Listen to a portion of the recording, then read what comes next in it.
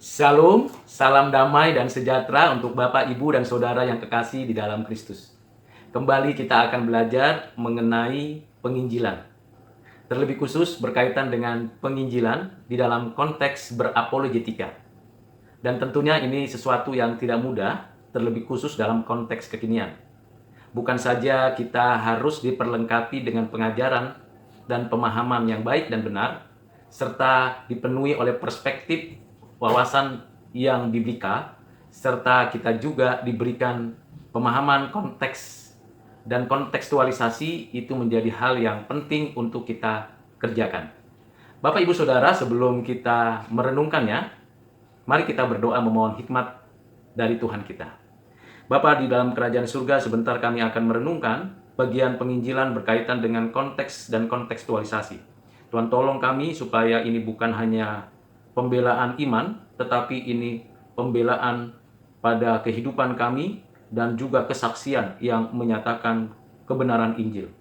Terima kasih Bapa, tolong untuk hamba-Mu yang terbatas dan untuk kami yang mendengar, diberikan persiapan untuk menjadi orang-orang yang menyaksikan Injil di tengah-tengah bangsa, di tengah-tengah dunia yang berbeda, kehidupan sosial, ekonomi, politik, budaya, dan kehidupan keagamaannya. Tuhan, tolong mampukan kami berhikmat dan dipenuhi oleh Roh-Mu. Terima kasih Bapa, dalam nama-Mu Tuhan Yesus kami berdoa dan bersyukur. Amin. Bapak, Ibu, dan Saudara yang kasih dalam Kristus, ketika kita membaca Kisah Para Rasul pasal 17, ayat 16 sampai dengan ayat 34, ini memberikan kepada kita suatu dorongan untuk memberitakan Injil dengan hati-hati.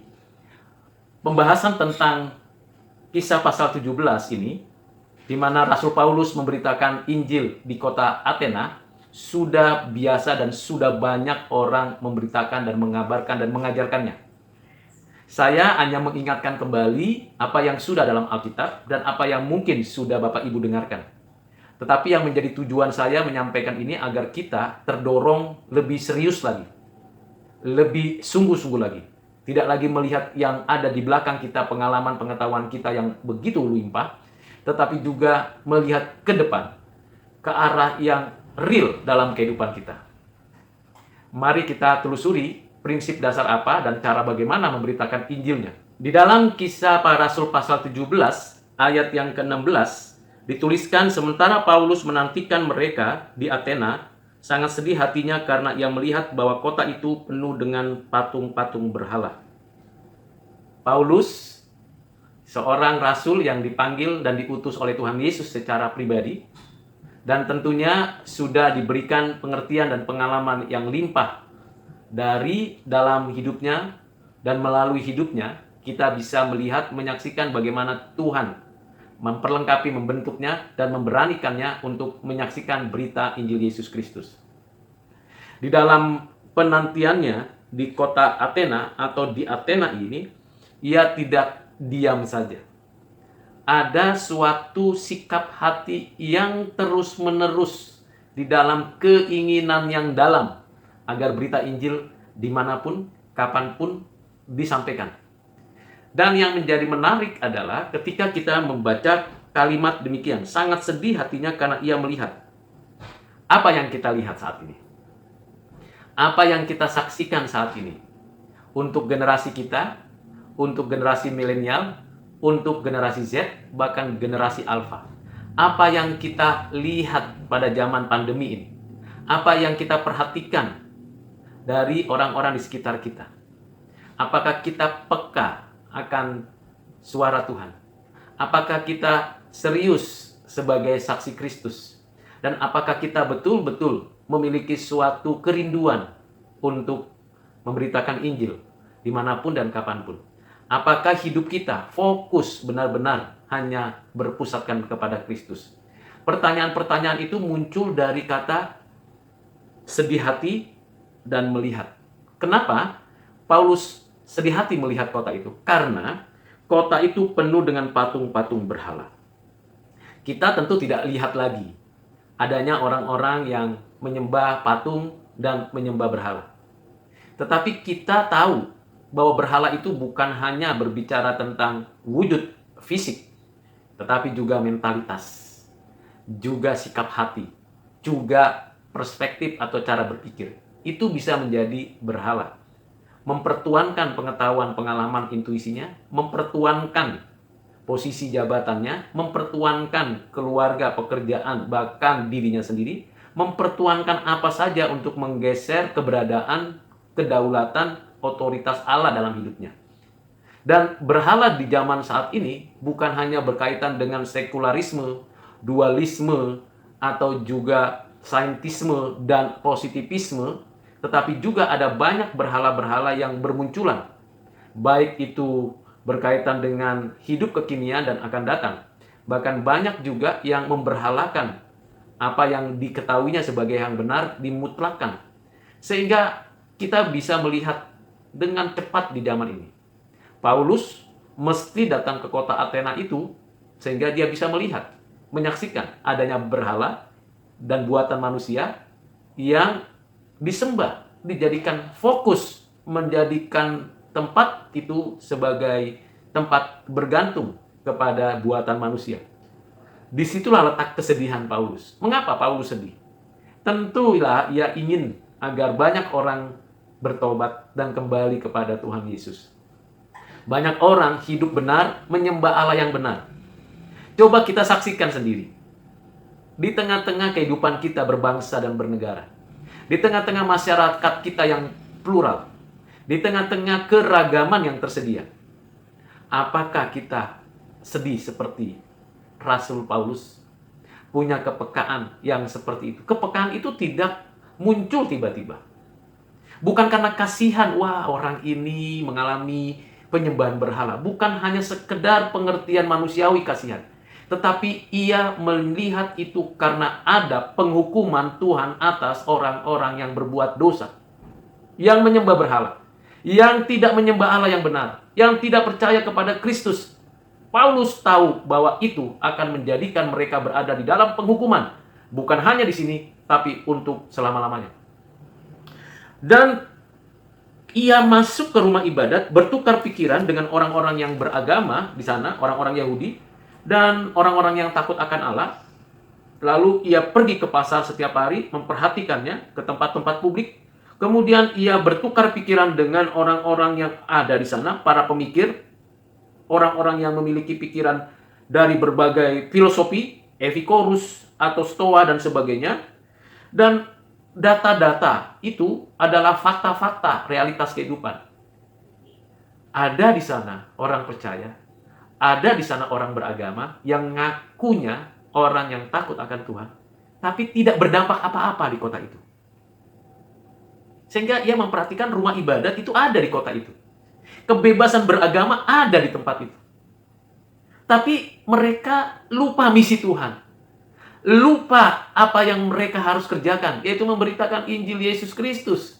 Mereka asik dengan denominasi ibadah mereka, tempat ibadah keagamaan mereka. Mereka asik dengan spiritualitas mereka. Mereka lupa untuk pergi keluar, memberitakan kabar baik. Paulus memperhatikan itu.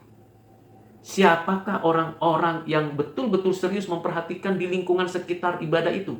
Rumah-rumah ibadah itu? Di lingkungan keagamaan itu? Yang memperhatikan pasar, tempat publik. Para pemikir yang memikirkan segala suatu kehidupan. Kelompok Epikurus dan Stoa yang mempengaruhi kehidupan dan cara hidup orang-orang di zaman itu. Di mana rohaniawannya? Jadi kesedihan Paulus dari data-data itu makin bertambah. Bukankah di zaman kekinian kita melihat begitu asiknya kita dengan gereja kita masing-masing? Begitu tersentralnya kita dengan denominasi kita. Lupa kita tugas yang Tuhan perintahkan. Lihat, keluar, perhatikan di pasar-pasar. Perhatikan di luar gerejamu. Banyak orang yang sudah dipengaruhi oleh pemikiran-pemikiran dunia. Mereka menantikan kabar baik. Mereka menantikan Bapak, Ibu, Saudara, dan saya untuk masuk ke lingkungan hidup mereka. Mengabarkan berita Injil Yesus Kristus. Suatu hari saya pergi ke suatu tempat di sebuah kota di wilayah Pulau Jawa ini untuk memberitakan Injil ke rumah-rumah sakit. Dalam perjalanan, saya biasa waktu itu membagikan traktat atau Saya memberitakan Injil karena menggunakan kendaraan umum dengan orang yang di sebelah. Pada momen itu terjadi sebuah semacam demonstrasi atau perkelahian kelompok melintasi tempat itu. Semua orang di kendaraan itu, kendaraan umum ini ketakutan. Tentu saya perlu mengamat-amati apa yang terjadi. Karena ada pertikaian demonstrasi antar kelompok dan memang bisa jadi batu, senjata tajam, atau apapun mengenai orang-orang dalam kendaraan umum itu. Dan pada momen itulah saya memberitakan Injil. Saya menyampaikan dengan lantang untuk tenang dan berdoa dan menyerahkan semua kepada Tuhan Yesus Kristus. Saya sampaikan kabar itu dan saya katakan kepada sopir pengendara itu, mari lanjut terus dan kita berdoa. Momen itu tidak mungkin saya lupakan dan Tuhan melindungi. Bukan karena doa saya, tapi karena anugerah Tuhan. Bukan karena kehebatan dan kemampuan saya menyampaikan itu kepada banyak orang di bis itu, tapi karena Tuhan masih berbelas kasihan. Dan apa yang terjadi? Jalanlah bis itu, kendaraan umum itu, dan sampailah ke tempat di mana saya sudah mempersiapkan diri untuk memberitakan Injil ke rumah sakit yang saya tuju. Bapak Ibu Saudara yang kekasih dalam Kristus, ada sikap peduli, empati, dan sekaligus nangkap momen untuk memberitakan Injil.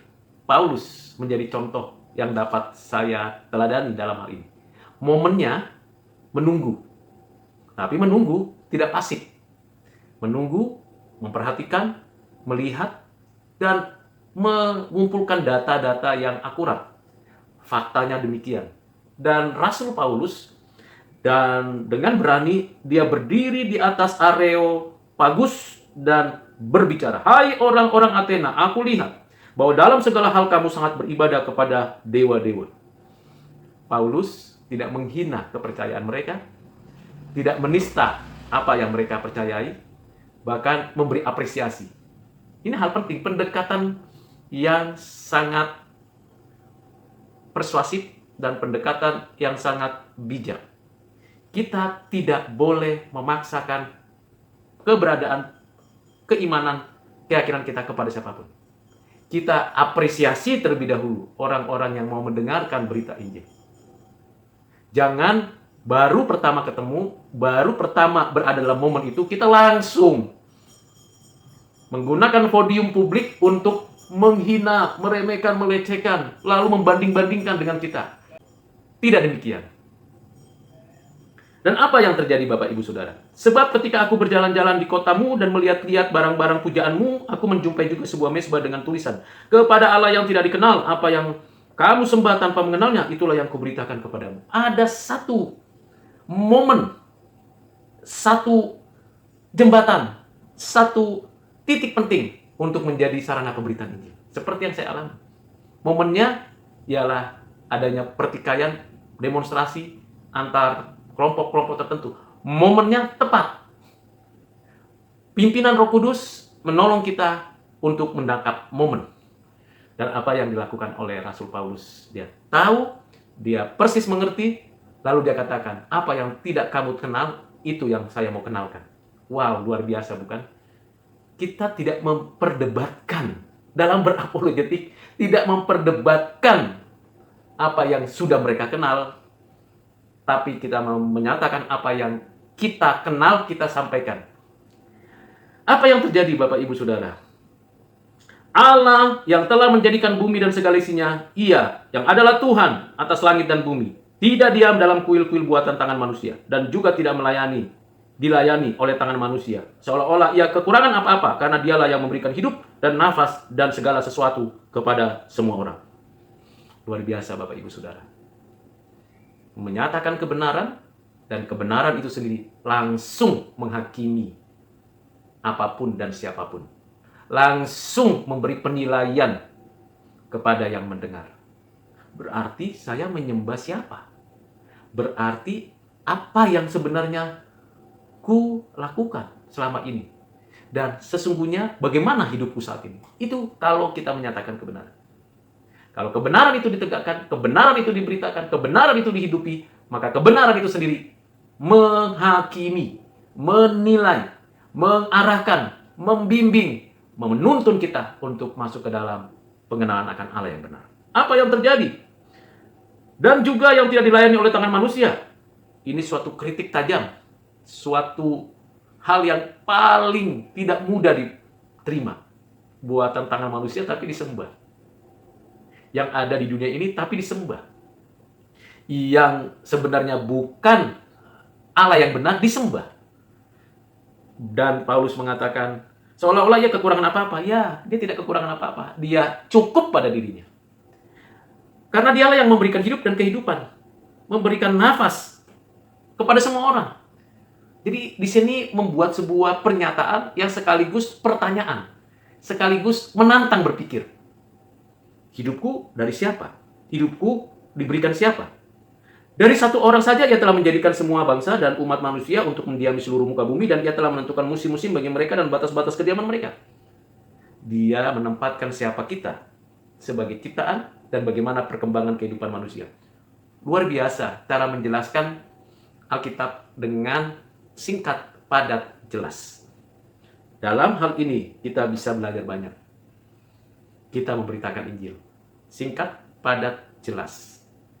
Tidak perlu banyak ilustrasi, tidak perlu banyak lelucon, tidak perlu banyak kesaksian diri, tapi fokus pada berita Yesus Kristus. Supaya mereka mencari Dia dan mudah-mudahan menjamah dan menemukan Dia walaupun yang tidak jauh dari kita masing-masing, sebab di dalam Dia kita hidup, kita bergerak, kita ada seperti yang telah juga dikatakan oleh pujangga-pujanggamu. Paulus tahu apa yang menjadi linknya, koneksinya, relasinya antara fakta dan ide mereka, serta berita Injil yang disampaikan. Di dalam keyakinan mereka, ide mereka tentang siapa diri kita, apa yang kita perlu lakukan, dan apa yang menjadi faktanya, lalu dia memberikan sebuah penekanan. Siapakah sesungguhnya Allah yang disembah? Sebab kita ini dari keturunan Allah juga. Karena kita berasal dari keturunan Allah, kita tidak boleh berpikir bahwa keadaan ilahi sama seperti emas atau perak atau batu ciptaan kesenian dan kalian manusia. Dengan tidak memandang lagi zaman kebodohan, maka sekarang Allah memberitakan kepada manusia bahwa di mana-mana semua mereka harus bertobat. Karena Ia telah menetapkan suatu hari pada waktu mana Ia dengan adil dan menghakimi dunia oleh seorang yang telah ditentukannya sesudah Ia memberikan kepada semua orang suatu bukti tentang hal itu dengan membangkitkan Dia dari antara orang mati. Ketika mereka mendengar tentang kebangkitan orang mati, maka ada yang mengejek dan yang lain berkata, lain kali saja kami mendengar engkau berbicara tentang hal itu. Lalu Paulus pergi meninggalkan mereka. Tetapi beberapa orang laki-laki menggabungkan diri dengan dia dan menjadi percaya. Di antaranya juga Dionysius, anggota majelis Areopagus, dan seorang perempuan bernama Damaris, dan juga orang-orang lain bersama-sama dengan mereka.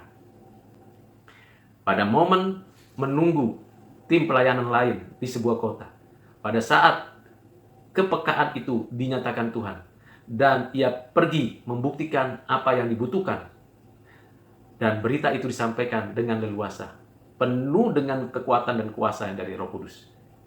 Memang banyak orang yang tidak suka. Jangan berpikir Bapak Ibu, kalau kita memberitakan Injil pasti sukses dalam hitungan dunia, dalam angka. Kadang-kadang kita memberitakan Injil dari banyak orang yang kita bawa kepada Tuhan, semuanya menolak, semua tidak suka. Bahkan kita bisa dianiaya, kita bisa mengalami kematian. Tidak apa-apa, itu adalah sukacita yang besar. Suatu ketika saya pergi memberitakan Injil di rumah sakit. Dan sebenarnya saya tidak memberitakan Injil kepada orang itu yang terbaring sakit. Saya menyampaikan berita itu kepada yang sebelah, yang percaya kepada Tuhan sebelumnya, tetapi ia ragu-ragu atau mengalami kesulitan pergumulan. Lalu saya menyampaikan kabar baik, menyampaikan doa kepada Tuhan, dan bersama-sama berdoa. Tapi yang sebelahnya mendengar itu. Dan ketika dia mendengar, memperhatikan, lalu dia menyimak. Tapi apa yang terjadi? Lalu saya tanya, apakah Bapak, Ibu, Saudara mau mendengarkan berita Injil seperti yang di sebelah? Begitu saya mendekat, saya diludahi. Saya tidak diterima. Tetapi dia sudah dengar dari yang sebelah ketika saya memberitakan Injil. Lalu saya lap wajah saya, lalu kemudian saya keluar. Tapi sebelum keluar saya katakan, ini ada traktat, saya letakkan di pinggir meja tempat ada makanan, minuman yang biasa ada di bed sebelah orang yang terbaring sakit. Kalau Bapak, Ibu, Saudara masih mau mengetahui siapa Yesus Kristus, ini traktat, lalu saya pergi. Bapak, Ibu, Saudara, kita harus peka. Karena ia memperhatikan, mendengar, dan ingin menyampaikan sesuatu, saya datang. Karena pas di sebelahnya. Dan ia belum kita bicara, sudah meludahi. Dan harus siap. Sama. Saya belajar dari Rasul Paulus, bagaimana dia pergi memberitakan Injil, dan orang nggak peduli, nggak perhatikan, tidak apa-apa. Apa yang terjadi? Ada orang-orang tertentu yang percaya sama Tuhan Yesus. Yang sudah ditetapkan oleh Allah. Kita harus semangat memberitakan Injil. Kita harus berani mengabarkan kabar baik. Momennya, prinsipnya, kita kuasai dengan baik dari firman Tuhan. Kita doa, kita maju. Pengalaman saya mungkin tidak sama dengan pengalaman Bapak, Ibu, Saudara. Tapi kita terus memberitakan Injil. Di mana saja, kapan saja. Kiranya Bapak, Ibu, Saudara diberkati melalui pemberitaan Injil yang dinyatakan Rasul Paulus. Dan kiranya Bapak, Ibu, Saudara diberkati melalui penjelasan saya. Tuhan Yesus memberkati. Mari kita berdoa. Bapa di surga, terima kasih untuk apa yang sudah diajarkan Tuhan melalui kesaksian Rasul Paulus di kota Athena. Tentu banyak hal yang perlu digali temukan, prinsip dasar. Kami mau fokus untuk memberitakan Injil-Mu dimanapun, dalam kondisi apapun. Supaya kami punya kesempatan yang sama untuk menyaksikan Kristus. Dalam kehidupan kami saat ini banyak hal yang perlu kami amat-amati. Ada momen-momen penting yang perlu kami boleh lakukan, yaitu memberitakan Injil. Dan ketika kami memberitakan Injil, mampukan kami dengan hikmat-Mu, kuasa-Mu, supaya kami memberitakan Injil hanya fokus kepada apa yang Tuhan Yesus ajarkan. Mohon berilah kepada kami hati yang penuh cinta kasih dan belas kasihan kepada banyak orang yang menanti-nantikan berita Injil dari mulut kami. Terima kasih Bapa. Kami mohon dan kami sampaikan doa ini hanya di dalam nama Tuhan Yesus Kristus, Juru Selamat dan Penebus kami satu-satunya. Amin.